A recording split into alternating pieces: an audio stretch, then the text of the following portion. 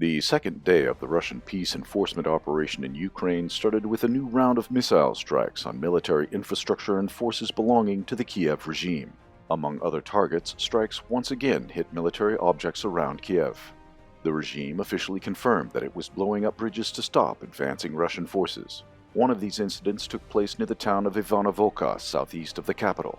The group of forces moving there are likely aiming for the town of Gostomel and its military airport.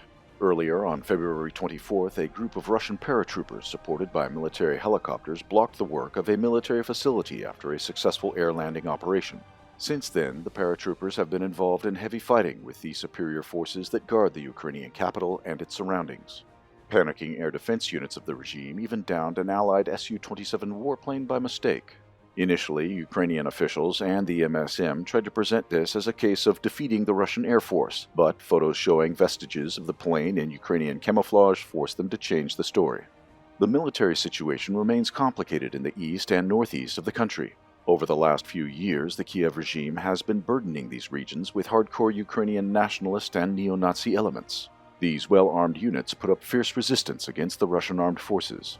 As of the morning of February 25th, the city of Kharkov remained in the hands of these forces. Kiev's troops openly deploy their military equipment, including rocket artillery, near civilian targets and use civilians as human shields. Initial reports that the city was fully blocked by Russian troops have not been confirmed so far.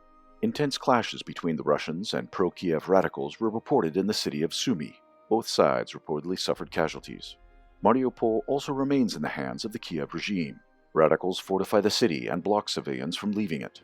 There are reports regarding the killing of civilians who tried to leave through checkpoints belonging to pro-Kiev forces. Kiev's troops create fortifications in the apartments of multi-story buildings and take civilians there as hostages.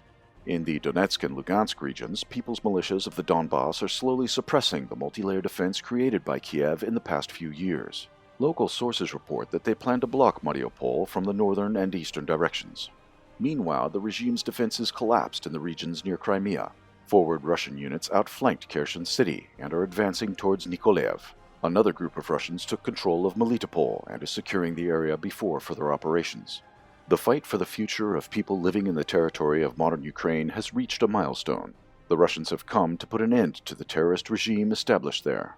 Nonetheless, the criminals backed by NATO are not going to surrender easily.